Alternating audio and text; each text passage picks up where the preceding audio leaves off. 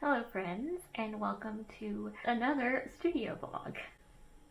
We are in the final new season in this new house. So spring is the last season that we'll experience for the first time in this house.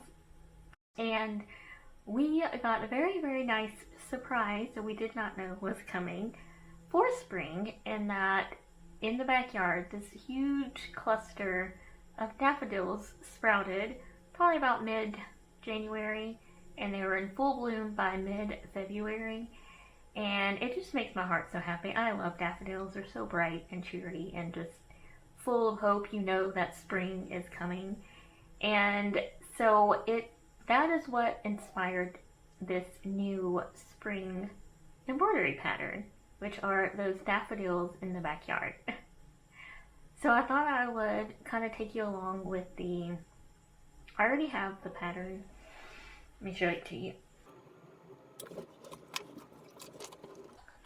Alright, so this, can you see? Yeah. So that's the pattern that I came up with based on those daffodils out back. And I was just gonna kind of take you along as I stitch up a sample of it that I would use for pictures for the listings to show you what the pattern could look like. And I thought I would just take you along and show you how I'm going to do that for this one. So this one, you are free to do whatever you want with any of my patterns that you purchase, but I give you my recommendations as in how I pictured this being stitched, how I designed it. So this picture here, my Procreate mock-up, is sort of what I envisioned for this. So all the color you see there will be painted onto the fabric, so a background, like a color, like a wash of color. And then the actual embroidery pattern, so all the flowers, the black lines you see, would kind of be more like a line drawing. Those would be the lines that I stitch. That's how I envision it, but you are free to do whatever you want with this pattern. You can stitch the individual petals, full color, however you want to do it. But this is how I picture it when I was designing it. So, I also think I want to introduce another physical item into the shop for this update as well, because I was looking back through all the patterns that I have available on Etsy right now, and all but one, and then this new one, so all of but one have painted backgrounds on them. Clearly I really like that look, and so I thought I would start offering hand-painted fabric panels to go along with each of the patterns that I have. So if you couldn't or didn't have the supplies or just didn't want to paint your own, that you could buy one from me and I would hand paint it for you. They would be made to order, so I don't have a whole bunch just laying around not being used. But I thought I'd give that a try as well. So I will offer the background paintings like for this new one, and then I also have the spiderweb one, which is up on my wall right now, and also the sun and moon one as well. They all have painted backgrounds. So I thought, might as well give it a try and see how they sell. It's not like I'll be making a whole bunch and just waiting around. It'll be, like I said, per order, like made to order. So, but until then, let us get started on this new pattern.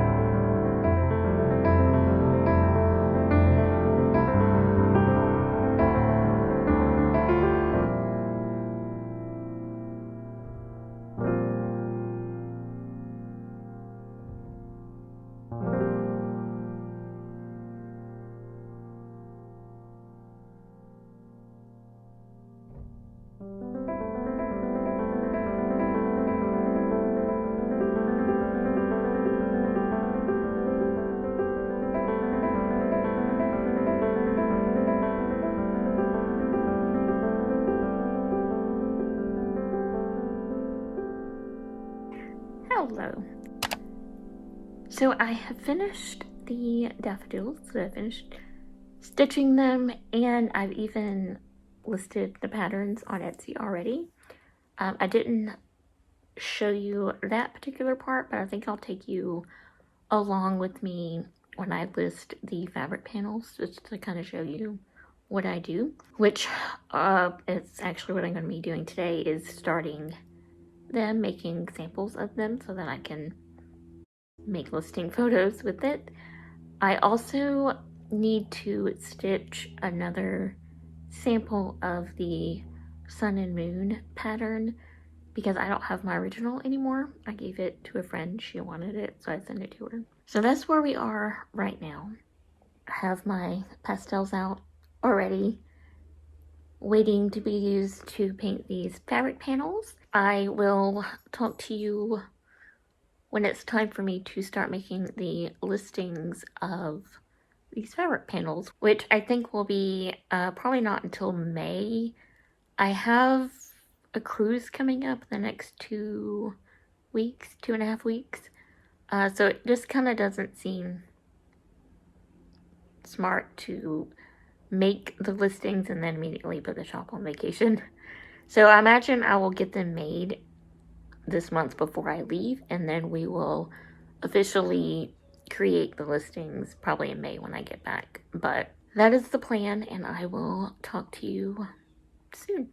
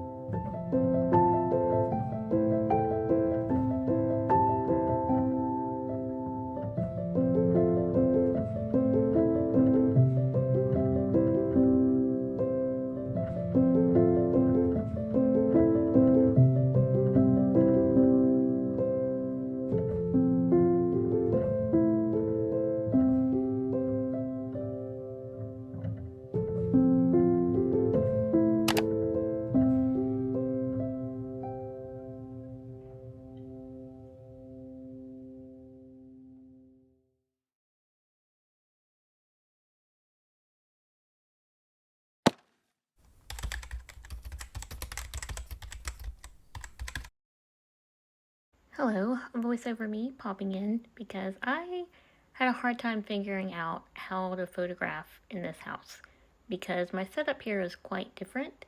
I haven't been able to find a spot in this house that has as much natural daylight as the old sunroom did, or a place low enough for me to easily take overhead flat lays that also has good light. But I think I found a solution, though it's not perfect. I got to thinking about how I use screenshots of my videos to use as thumbnail photos, so I thought that might work for this too.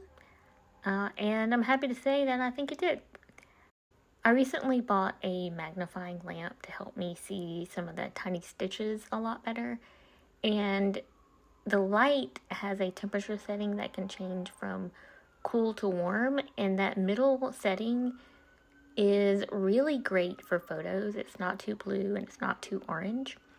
So I found a good lighting solution.